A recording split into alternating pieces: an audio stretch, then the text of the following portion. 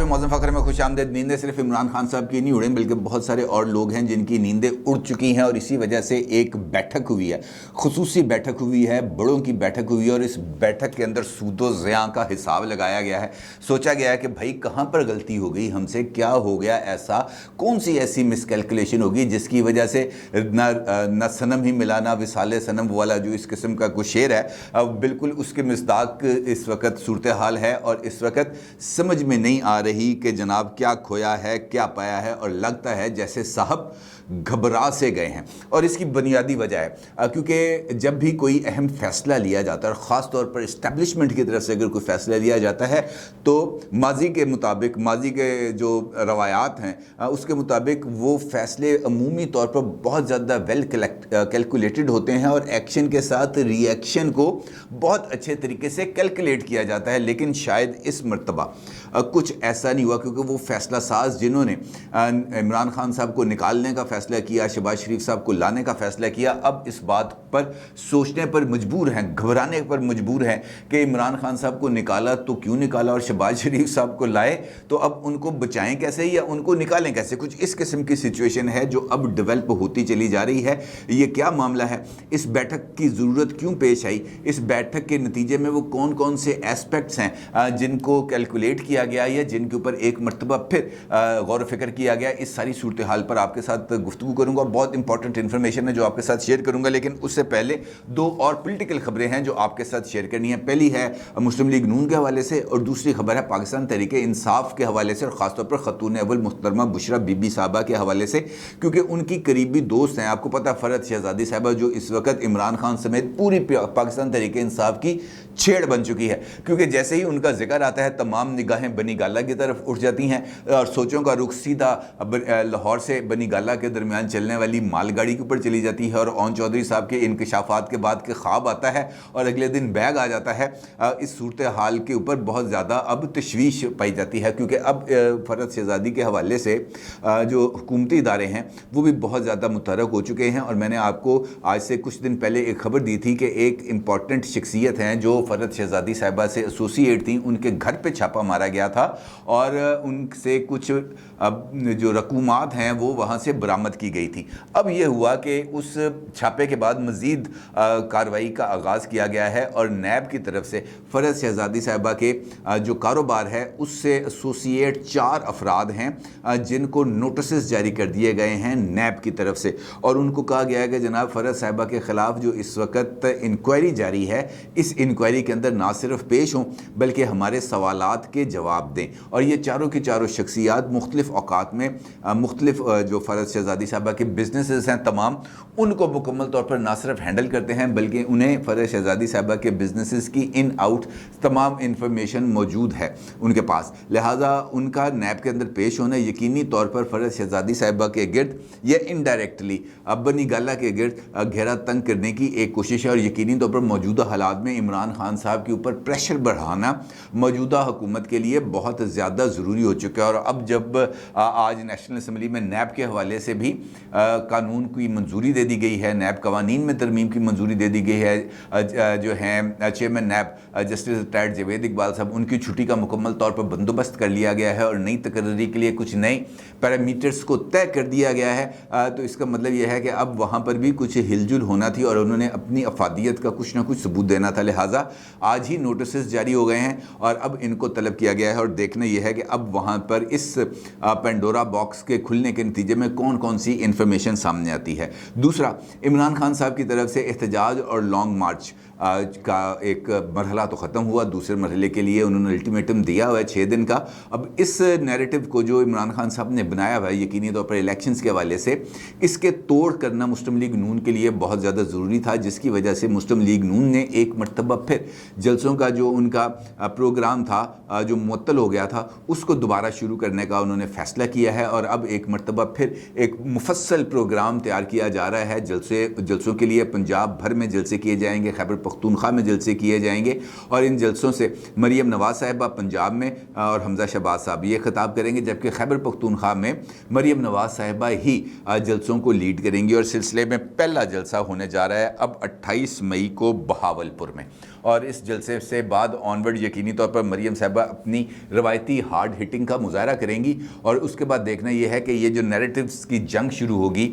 مسلم league نون کے narrative کی اور پی ٹی آئی کے نیریٹیو کی، اس جنگ کے اندر کون جیتا ہے، کیونکہ صورتحال ابھی تک اب واضح نہیں ہے۔ عمران خان صاحب اگرچہ اپنا لانگ مارچ موقوف کر کے واپس پہنچ چکے ہیں پشاور، لیکن ایک جانب ان کی بھی نیندیں اڑی ہوئی ہیں، کیونکہ یہ اب ان کے لیے بہت زیادہ ضروری ہے کہ اس 6 دن کے اندر اندر وہ موجودہ حکومت کو چلتا کریں تاکہ وہ ونر کے طور پر سامنے آ سکیں، ایک فاتح کے طور پر سامنے آ سکیں۔ کیونکہ اگر اس کے بعد انہوں نے دوبارہ اسلام آباد پر آنے کی کوشش کی یا آ بھی گئے اور وہاں پر آ کر بیٹھ بھی گئے، تو اس کا نتیجہ ماضی میں 2014 میں دیے جانے والے 126 دن کے دھرنے سے زیادہ مختلف نہیں ہوگا، کیونکہ اگر 126 دن کا دھرنا جہاں پر تمام ریاستی اداروں کی سپورٹ حاصل تھی، عمران خان صاحب نواز شریف صاحب سے استعفیٰ نہیں لے سکے، نواز شریف صاحب سے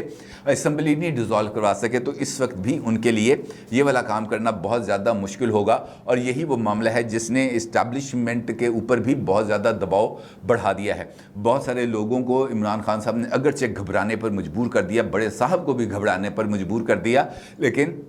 کوئی سرا ابھی تک ان کے ہاتھ میں نہیں آ سکا۔ یہ بات ضرور ہے کہ عمران خان صاحب نے جو بیٹھک ہوئی آج، اس بیٹھک کے اندر جو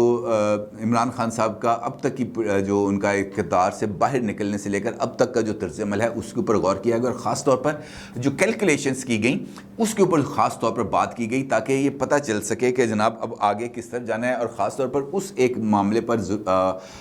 غور کیا گیا جہاں پر عمران خان صاحب اگر کچھ دیر کے لیے توقف کر لیتے، کچھ دیر کے لیے رک جاتے، کچھ دیر کے لیے اپنے فیصلے کا اعلان نہ کرتے، تو شاید ان کو مطلوبہ نتائج مل سکتے۔ اب معاملہ کیا ہوا؟ معاملہ یہ ہوا، اور یقینی طور پر جو ہیں D G I S I ان کی تقرری کے حوالے سے معاملے کا آغاز ہوا، اور یہ اوپن سیکرٹ ہے، اس کے اندر کسی کو اب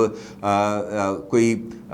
خدشہ یا کوئی ابہام نہیں رہنا چاہیے کہ یہ جو چپکلش ہے اس کا آغاز آلموسٹ اسی ٹائم سے ہو گیا تھا۔ اب اس کے بعد یقینی طور پر جب چیزیں آگے بڑھتی گئیں، عمران خان صاحب کے ساتھ اختلاف بڑھتے گئے، تو پھر دیگر آپشنز کے اوپر غور شروع ہوا، اور اس کے بعد مسلم لیگ نون کے ساتھ جب رابطہ کیا گیا تو مسلم لیگ نون کی طرف سے تو بنیادی شرط یہ تھی کہ ہم ووٹ کو عزت دو چاہتے ہیں، ہم چاہتے ہیں کہ آپ عمران خان صاحب کی سپورٹ سے پیچھے ہٹ جائیں، یعنی نیوٹرل ہو جائیں، اس کے بعد ہم جانیں اور عمران خان صاحب جانیں، ہم دیکھ لیں گے کہ ہم نے کیا کرنا ہے۔ اور اس معاملے پر یقینی طور پر جو اسٹیبلشمنٹ ہے اس نے اپنے طور پر غور بھی کیا ہوگا کہ جناب عمران خان کو اگر ہم نیوٹرل ہو جائیں تو اس کا عمران خان صاحب کو کیا نقصان ہو سکتا ہے، ادارے کو کون سا نقصان ہو سکتا ہے، نیوٹرل ہونے سے ادارے کو فائدہ ہو سکتا ہے یا نہیں ہو سکتا، تمام پہلو ہیں، یقینی طور پر اس کے اوپر بات چیت کی گئی ہوگی۔ اب صورتحال ذرا تھوڑی سی بدل گئی، کیونکہ عمران خان صاحب نے اقتدار سے نکلنے سے پہلے ہی کچھ چیزوں کی بنیاد رکھ دی۔ ایک، انہوں نے غیر ملکی سازش کا نیریٹو بلڈ کیا، اور دوسرے ساتھ انہوں نے عوام کی طاقت کو استعمال کرنے کا فیصلہ کیا، اور یہ پہلی مس کیلکولیشن تھی، کیونکہ جب بھی فیصلہ کیا جاتا ہے تو بہت سارے پہلوؤں کا احاطہ کیا جاتا ہے، یہ دیکھا جاتا ہے کہ جناب اس شخص کی اس فیصلے کے کیا پازیٹیوز ہیں اور کیا نیگیٹیوز ہیں، اور خاص طور پر اگر عمران خان صاحب کا معاملہ ہو تو پھر یقینی طور پر اس پہلو کو مد نظر رکھا گیا، اور بہت ساری اس کے اوپر ورکنگز بھی کرائی گئیں، رپورٹس بھی لی گئیں، رائے عامہ کے جائزے بھی لیے گئے، تجزیے بھی ڈیولپ کیے گئے، جس کے اندر یہ کہا گیا کہ عمران خان صاحب کی حکومت کی کارکردگی اتنی بری ہے کہ اگر وہ اقتدار سے باہر بھی آ جائیں تب بھی ان کے پیچھے کسی بندے نے نکلنا۔ یہ وہ بنیادی نقطہ تھا جس کے اوپر اگلی پوری کی پوری جو عمارت ہے اس کو کھڑا کیا گیا، لیکن پہلے ہی مرحلے کے اندر جو کیلکولیشن تھی، جو اندازے تھے، جو رپورٹس تھیں، وہ مکمل غلط ثابت ہوئی، کیونکہ عمران خان صاحب نے پہلے دن ہی جس طریقے سے دباؤ ڈالا اور بھرپور دباؤ ڈالا، اس سے صاحب گھبرا گئے، 100% گھبرا گئے، اس کے اندر تو کوئی دو رائے نہیں ہے، کیونکہ عمران خان صاحب نے ایک جانب ٹرینڈز چلوائے، دوسری جانب پوسٹر بازی کی مہم چلائی، اور اس کے بعد اپنے نیریٹو کو لے کر وہ اگریسولی آگے بڑھتے ہی چلے گئے۔ آپ ان کے جلسے دیکھیں جو انہوں نے اقتدار سے ہٹنے کے بعد کیے، کبھی انہوں نے میر جعفر کا ذکر کیا، کبھی انہوں نے میر صادق کا ذکر کیا، کبھی انہوں نے نیوٹرل کا ذکر کیا، کبھی حق اور باطل کی لڑائی کا ذکر کیا، پھر یہاں تک کہا کہ حق اور باطل کے اندر نیوٹرل نہیں ہوتا، پھر نیوٹرلز کے حوالے سے انہوں نے تشبیہ دی نیوٹرل تو جانور ہوتا ہے، پھر اس سے آگے بڑھتے چلے گئے، اور پھر یہاں تک کہہ دیا کہ جب بھی میں بات کرتا ہوں نیوٹرلز کے حوالے سے تو میرا اشارہ بلا شبہ اسٹیبلشمنٹ کی طرف ہوتا ہے، یعنی انہوں نے اپنا جو ٹارگٹ ہے اس کو مکمل طور پر فکس کر دیا، اور یہ والی پوزیشن بھی اسٹیبلشمنٹ کے لیے کچھ زیادہ بہتر نہیں تھی کیونکہ وہ گھبرا چکے ہوئے تھے۔ لہٰذا